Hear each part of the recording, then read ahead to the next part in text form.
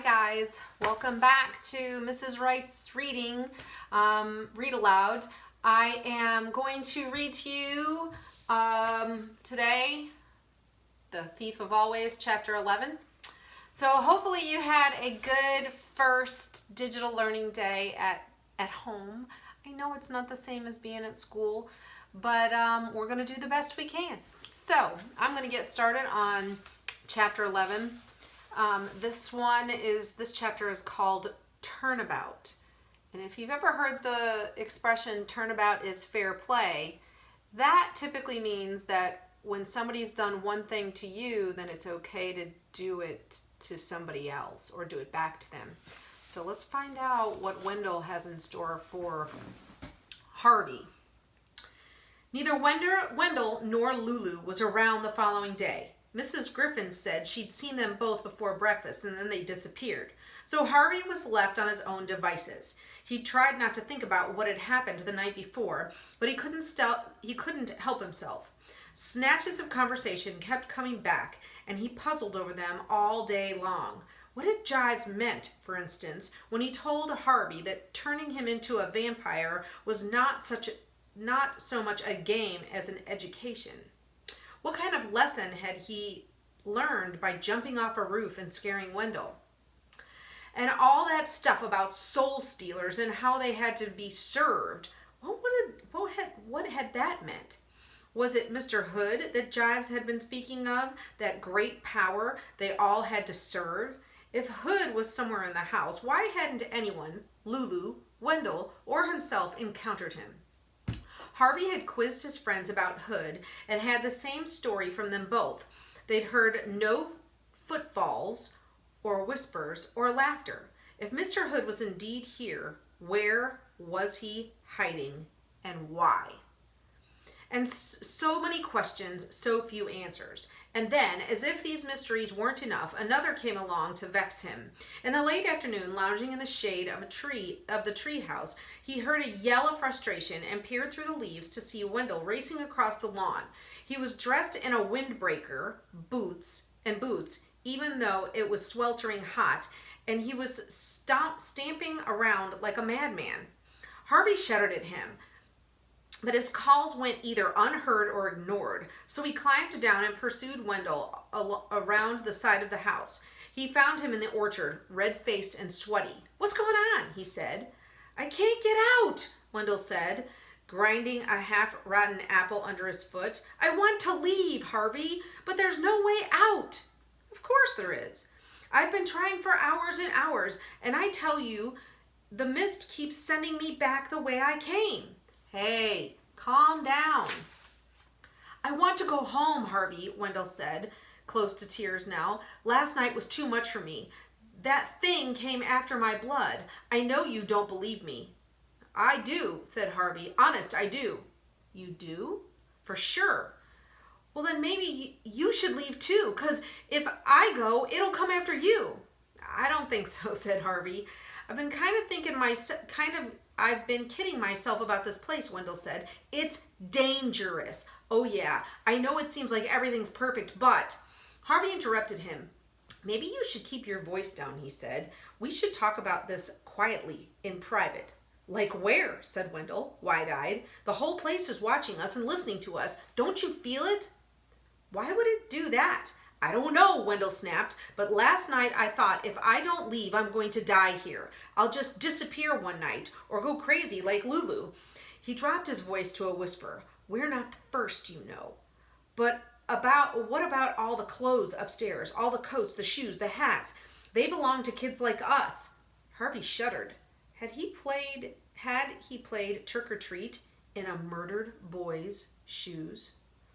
"I want to get out of here," Wendell said, tears running down his face, "but there's no way out." "If there's a way in, there must be a way out," Harvey reasoned. "We'll go to the wall." With that, he marched off, Wendell in tow, around to the front of the house and down the gentle slope of the lawn. The mist wall looked perfectly harmless as they approached it. "Be careful," Wendell warned.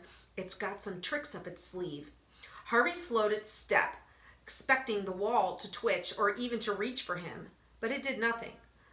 Bolder now, he strode into the mist, fully expecting to emerge on the other side. But by some trick or other, he was turned around without even being aware of it and delivered out of the wall with the house in front of him. What happened? He said to himself, puzzled. He stepped back into the mist. The same thing occurred. In he went and out he came again, facing the opposite direction. He tried again and again and again, but the same trick was worked upon him every single time until Harvey was as frustrated as Wendell had been an hour before. Now do you believe me? Wendell said. Yep. So what do we do? Well, we don't yell about it, Harvey whispered. We just get on with the day. Pretend we've given up, leaving. I'm going to do a little looking around. He began his investigations as soon as he got back to the house by going in search of Lulu. Her bedroom door was closed. He knocked, then called to her. There was no reply, so he tried the handle. The door was unlocked. Lulu, he called, it's Harvey. She wasn't there, but he was relieved to see that her bed had been slept in and that she'd apparently been playing with her pets recently. The door to that doll's house were open, and the lizards were everywhere underfoot. There was one strangeness, however. The sound of running water led him through to the bathroom, where he found the bath full, almost brimming, and Lulu's clothes scattered in the puddles on the tile. Have you seen Lulu? He asked Miss Griffin when he got downstairs.